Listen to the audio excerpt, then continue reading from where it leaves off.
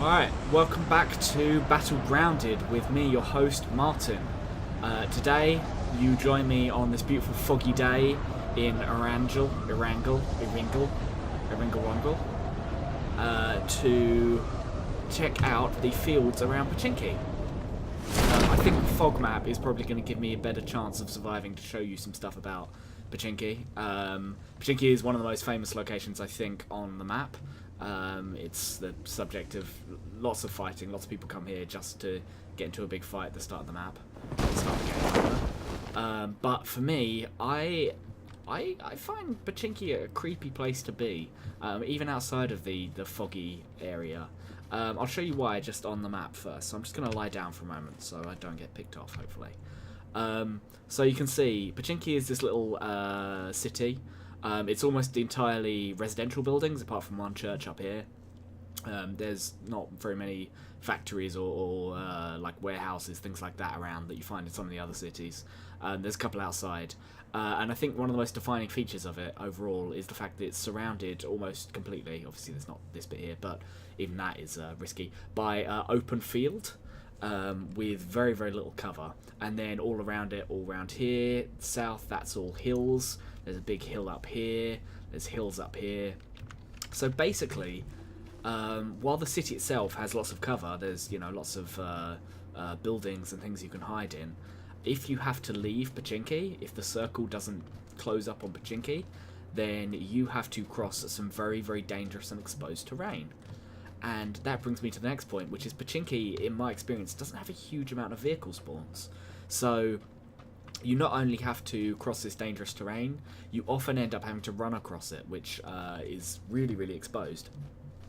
I think that the design of corn in this game, the cornfield design, is probably one of the most iconic things about the game overall.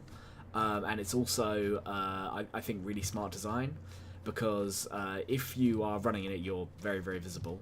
But if you lie down flat in it, you're much, much harder to spot at a distance. Which is really cool, because it means you often end up in a situation where, say you are the person who is sniping someone running across the field, you'll see them running like this, you'll take your shot, and they will immediately hit the dirt. Now, it's not perfect. You can still usually make someone out if you've got elevation on them, for example, from any one of the hills surrounding it, or up in one of the buildings on the second floor, or the first or the second floor. But it does provide a level of cover.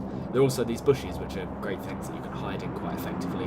It covers your outline, your silhouette, so people can't figure out where you are, which is cool. When the final circle has ended here for me, you'll often find people on their bellies crawling through the cornfields. I remember one of the first games where I got into the top 10, like shortly after I got the game.